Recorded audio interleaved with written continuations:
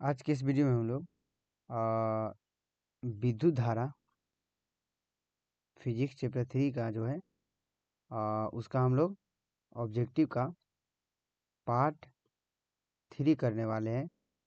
इससे पिछले जो वीडियो में पार्ट 1 और पार्ट 2 कर चुके हैं। आज हम लोग पार्ट 3 इसमें हम लोग जो क्वेश्चन करेंगे वो 25 क्वेश्चन को देखेंगे। ठीक है, तो चलिए हम लोग स्टार्ट करते हैं। तो क्वेश्चन नंबर क्या है? 51 क्या है? किलोवाट मात्रक है।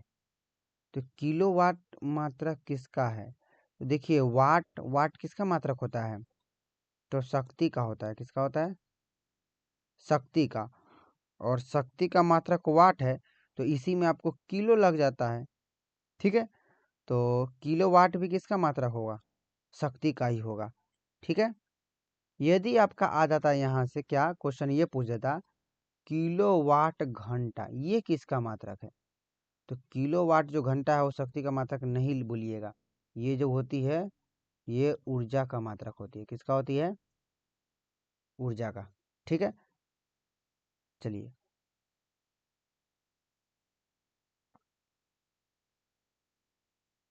अगला क्वेश्चन क्या है? ओम का नियम मान है जब चालक का ताप।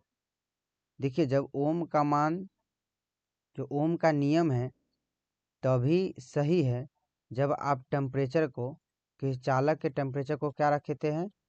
स्थिर रखते हैं, या स्थिर होता है, स्थिर होता है। तो इसका आंसर कौन हो जाएगा? ऑप्शन सी हो जाएगा। ठीक है, नेक्स्ट क्वेश्चन देखिएगा क्या है क्वेश्चन।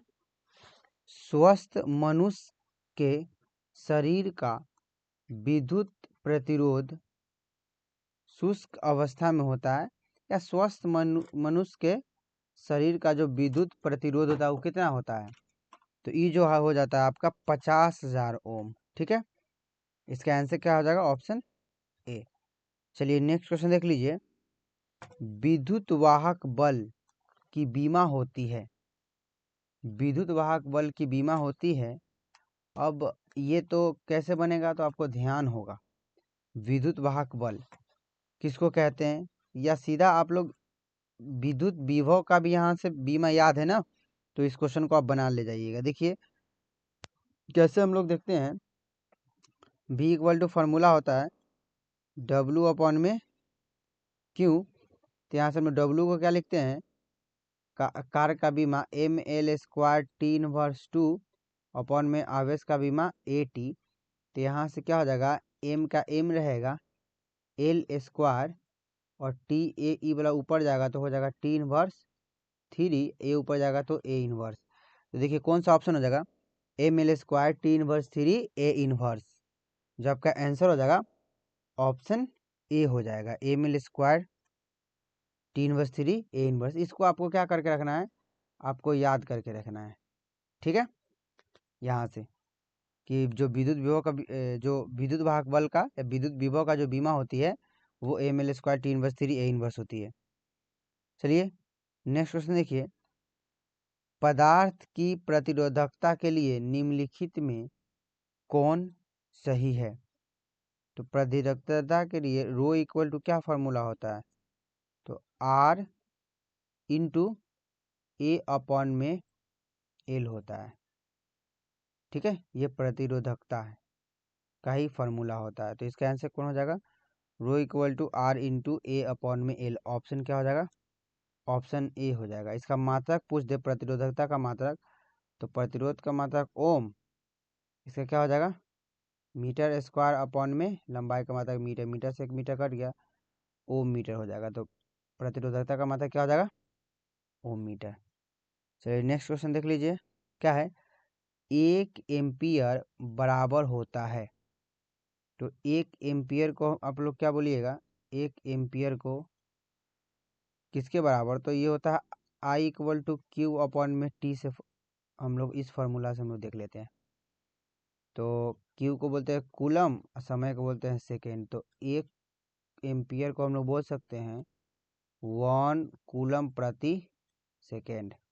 कौन हो जाएगा? 1 कूलम प्रति सेकेंड। ऑप्शन ए हो जाएगा। नेक्स्ट क्वेश्चन देख लीजिए क्या है। विभवांतर मापने के लिए वोल्ट मीटर की तुलना में किसे उत्तम माना जाता है? विभवांतर मापने के लिए वोल्ट क्या है? विभवांतर मापने के लिए वोल्ट मीटर की तुलना में किसे उत्तम माना जाता है? तो आपको विभव मापी को माना जाता है। ठीक है, इसका आंसर क्या हो जाएगा? ऑप्शन सी हो जाएगा, विभव मापी।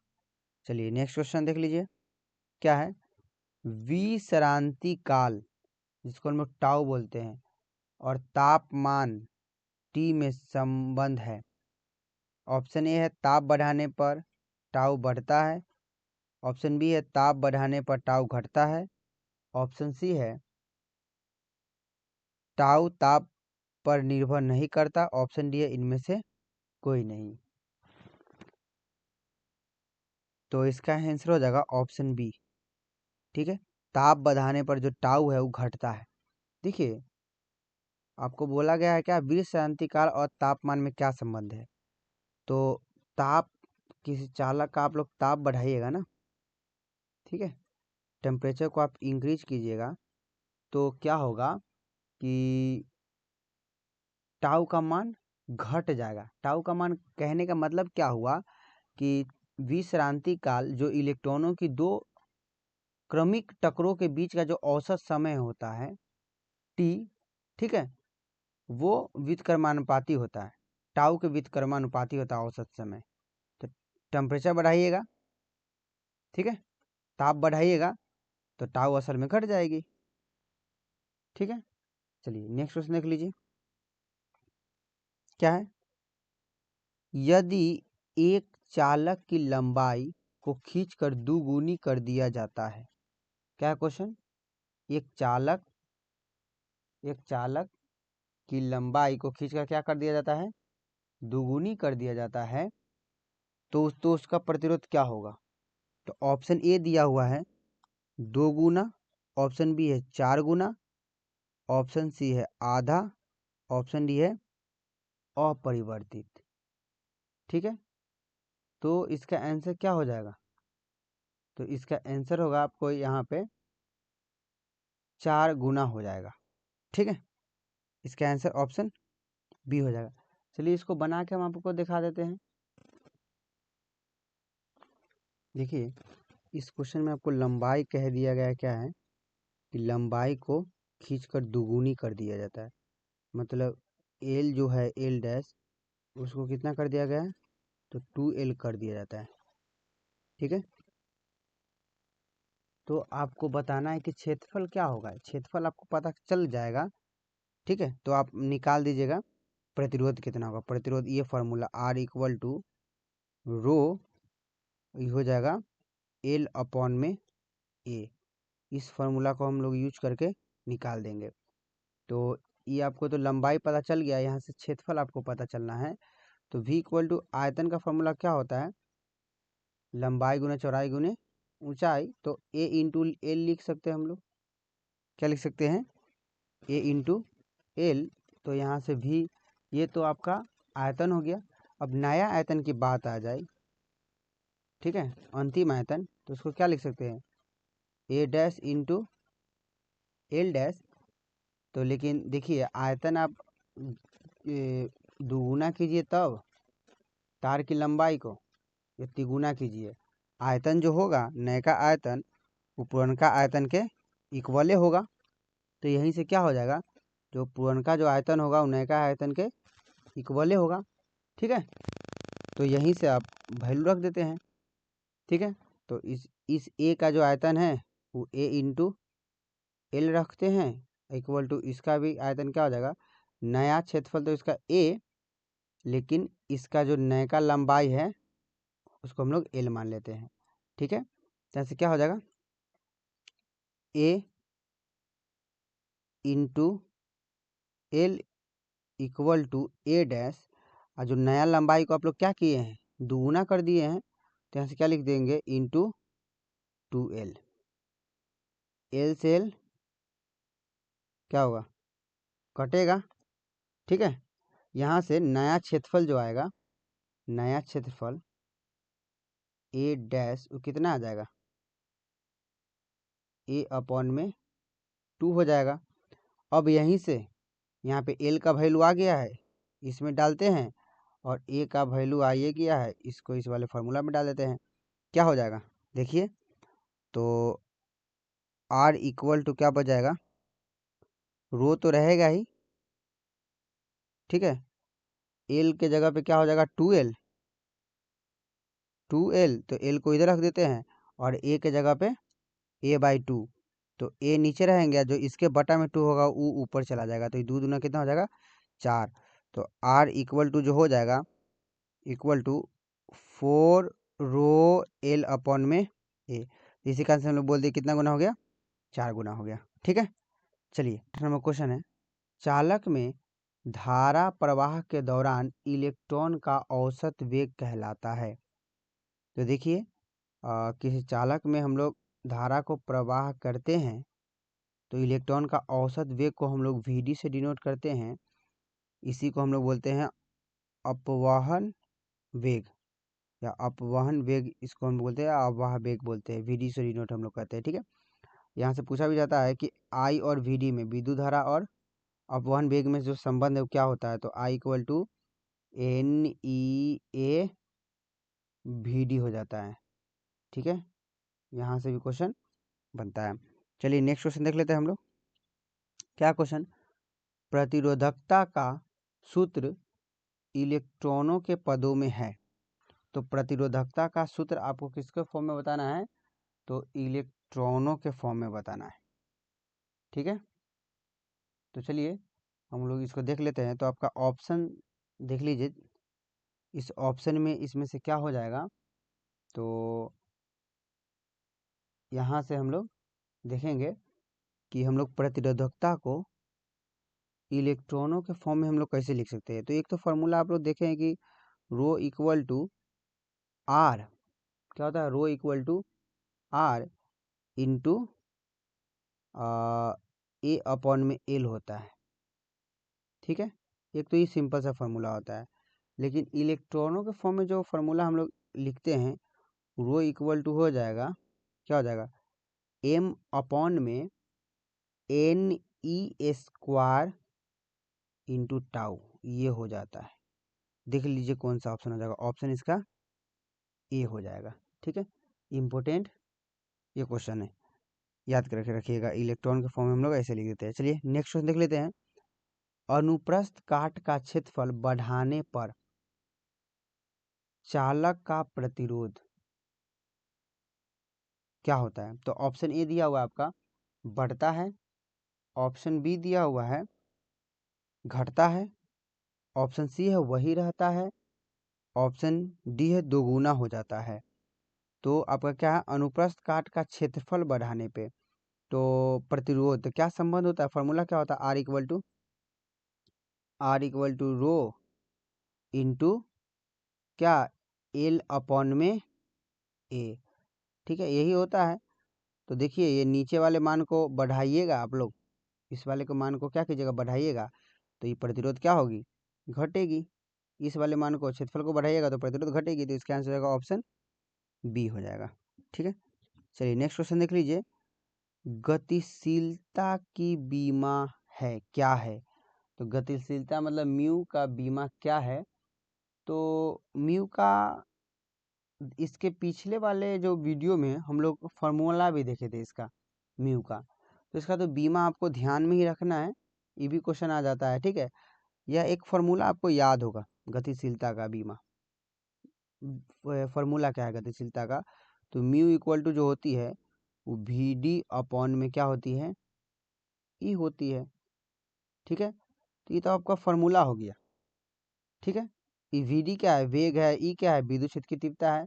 तो यहाँ से आप मान रख के आप निकाल सकते हैं, लेकिन हम आपको डायरेक्ट बता देते हैं जो गतिशीलता का जो बीमा होती है वो होती है M inverse L⁻�0 T² A⁻1।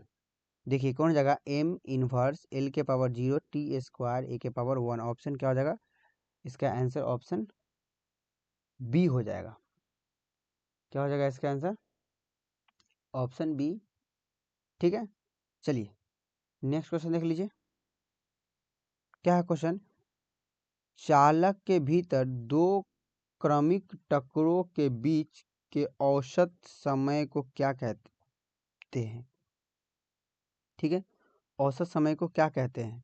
चालक के बीच दो क्रमिक टक्कर इलेक्ट्रॉनों के बीच होता है तो उसके औसत समय को हम लोग श्रांति काल कहते हैं। ठीक है, विश्रांति काल। इसका आंसर हो जाएगा ऑप्शन बी, जिसको टाउ से भी डिनोट करते हैं। चलिए नेक्स्ट क्वेश्चन देख लीजिए।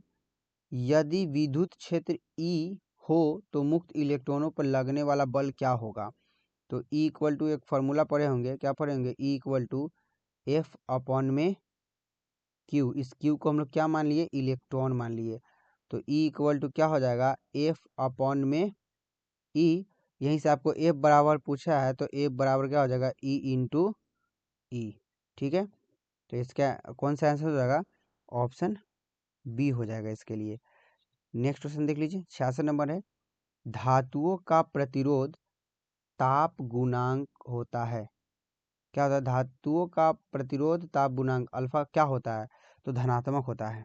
ठीक है, यही आपसे पूछ दे सेमीकंडक्टर का।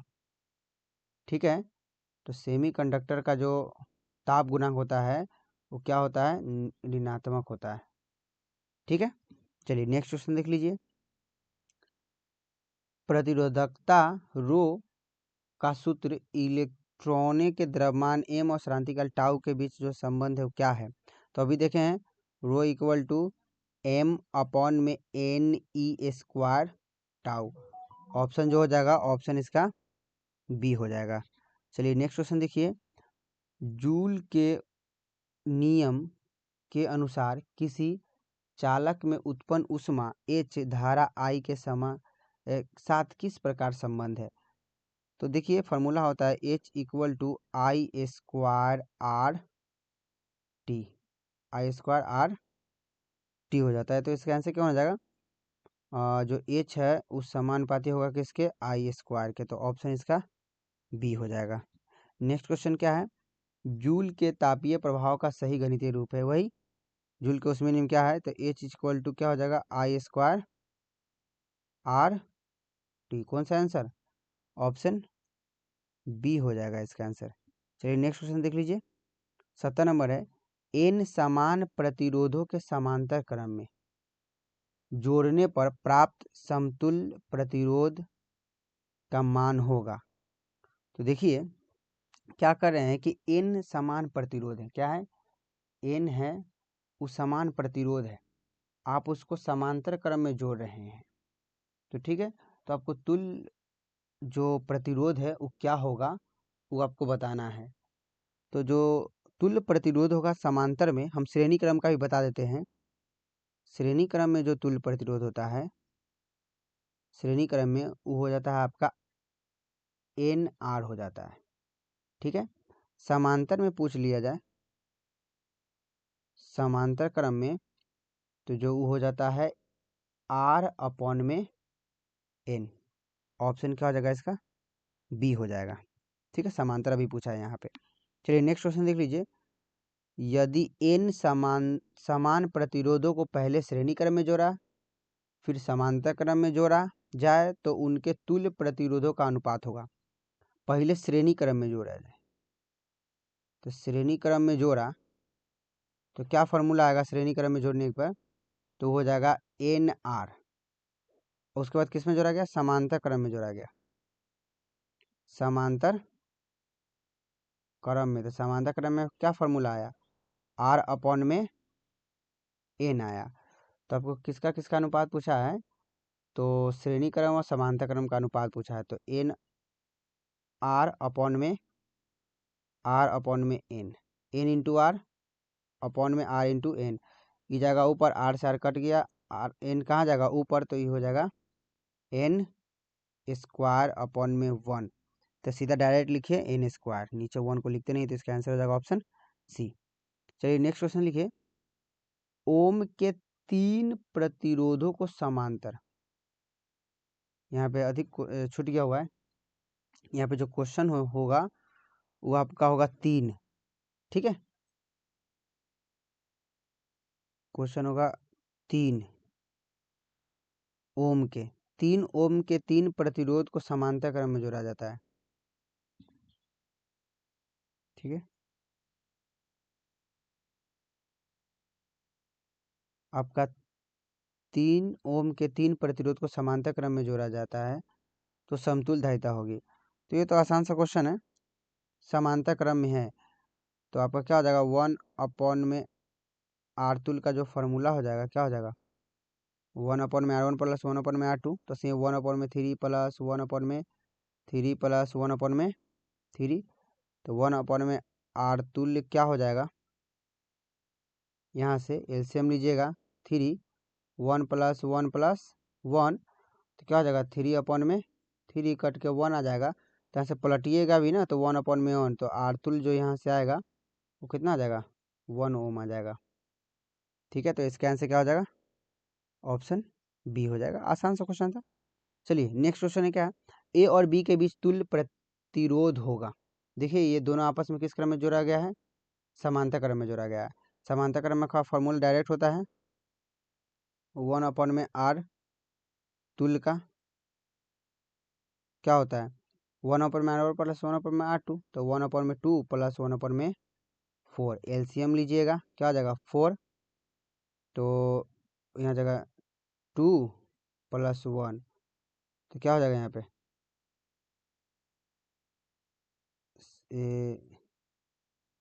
समांतर क्रम में है तो क्या हो जाएगा, 2 दूना 4, तो 2 प्लस 1 3/4, तो इसको पलटिएगा तो 4/3 ओम इसका आंसर आ जाएगा। आर तुल्य जो आएगा, आर तुल्य 4/3 ओम, इसमें कोई आंसर नहीं है तो इसका आंसर हो जाएगा डी ऑप्शन, इनमें से कोई नहीं। ठीक है, नेक्स्ट क्वेश्चन देख लीजिए, ए और बी के बीच का तुल्य प्रतिरोध होगा। तो देखिए ऐसे क्वेश्चन को हम सॉल्व करेंगे, पहले किसको किसको जोड़ेंगे।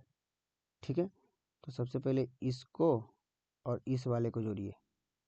ठीक है, 4 ओम और 8 ओम को, मतलब किसको, इस वाले को और इस वाले को। ठीक है, तो क्या हो जाएगा कि 4 और 8 को जोड़िएगा तो एक प्रतिरोध बनेगा, तो 8 4 12 ओम का। ठीक है, और नीचे ही 6 ओम का तो है ये है,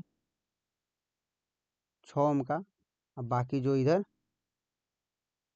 8 ओम का है, अब बाकी इधर जो इधर है वो कितने ओम का है, ये भी 4 ओम का है, 4 ओम का। ठीक है, तो अब कैसे होगा, तो इस दोनों को 4 को और 8 को जोड़े, इस वाले को और इस वाले को जोड़े तो कितना आया, 12 ओम आया। क्योंकि श्रेणी में सीधा फॉर्मूला हो जाता है आर तुल्य बराबर क्या हो जाएगा, R1 प्लस R2। ठीक है, लेकिन समांतर में क्या फॉर्मूला होता है, 1/r तुल्य इक्वल टू होता है 1/में R1 प्लस 1/r2। तो यहीं से यहाँ से तो जोड़ दिए, 8 4 12 हो गया। अब इस दोनों को हम लोग किसको जोड़ना पड़ेगा, समांतर क्रम में। तो समांतर क्रम में क्या फॉर्मूला होता है। ठीक है, तो इधर तो 4 है, बीच में जोड़ के भी बताना है, ये 4 ओम है, अभी दोनों जोड़ेंगे, ये है 8 ओम। तो ये दोनों समांतर में जोड़ते हैं तो 1/12 प्लस 1/6, क्या हो जाएगा एलसीएम 12, 1 प्लस क्या हो जाएगा 6 दूना 12 3, तो हो जाएगा आपका 6 दूना 12 तो 2। ठीक है, 6 दूना भिन्न का जोड़ किया, 6 दूना 12 तो यहाँ पे 2 आ जाएगा, तो 3/12। तो यहाँ से आर तुल जैसे निकालेंगे तो पलट जाएगा, हो जाएगा 12/3, तो क्या हो जाएगा 4 ओम। तो यहाँ पे लिखेंगे 4 ओम। तो ये किस क्रम में आया, श्रेणी क्रम में। श्रेणी क्रम में आपका जो आर तुल का जो फॉर्मूला आ जाएगा लिख दीजिए, सॉल्व कर दीजिए। आर तुल बराबर R1 plus R2 plus R3, तो क्या हो जाएगा 4 प्लस 8, तो कितना हो जाएगा 4 4 8, 8 8 16, जो कि ऑप्शन है नहीं इनमें से। इसका भी आंसर क्या हो जाएगा, इनमें से कोई नहीं। ठीक है, चलिए अब नेक्स्ट क्वेश्चन हम लोग देख लेते हैं। क्वेश्चन है 75 नंबर, आई से प्रवाहित विद्युत धारा है। तो ये क्वेश्चन जो है किरचॉफ के प्रथम नियम से है, ठीक है, जिसको हम लोग संधि नियम कहते हैं। क्या कहता है किरचॉफ का प्रथम नियम, जितना करंट आ रही है उतना ही जाएगी। देखिए इधर से करंट कितना जा रही है, 2 एम्पियर की जा रही है, इधर से भी करंट जा रही है कितने का, 1 एम्पियर की। देखिए 2 एम्पियर की जा रही है, 1 एम्पियर की जा रही है, फिर से कितना जा रही है, 3 एम्पियर की जा रही है। आ कितने रही है इधर से, तो एक 4 एम्पियर की आ रही है और एक आई आ रही है। तो इसी आई का वैल्यू निकालना है। तो किरचॉफ का प्रथम नियम कहता है कि जाने वाली धारा आने वाली धारा के इक्वल होता है, ठीक है। तो यहीं से क्या हो जाएगा, 3 एक 4 2 6, इस 4 को इधर भेज दीजिए, इक्वल टू आई। तो कितना देगा, आई का जो वैल्यू आ जाएगा 2 एम्पियर आ जाएगा। आंसर कौन हो जाएगा, आंसर बी हो जाएगा। सीधा आप भी देख सकते हैं यहाँ से 3 गो इधर से जा रहा है, 2 गो इधर से, 1 गो इधर से, 3 2 5 1 6 जा रहा है, लेकिन 4 निकल रहा है, तो 2 और निकलेगा, सीधा बात है, ठीक है। तो 2 एम्पियर ही हो जाएगा आंसर, ठीक है। तो चलिए इस वीडियो में हम लोग इतना ही तक देते हैं। वीडियो देखने के लिए धन्यवाद।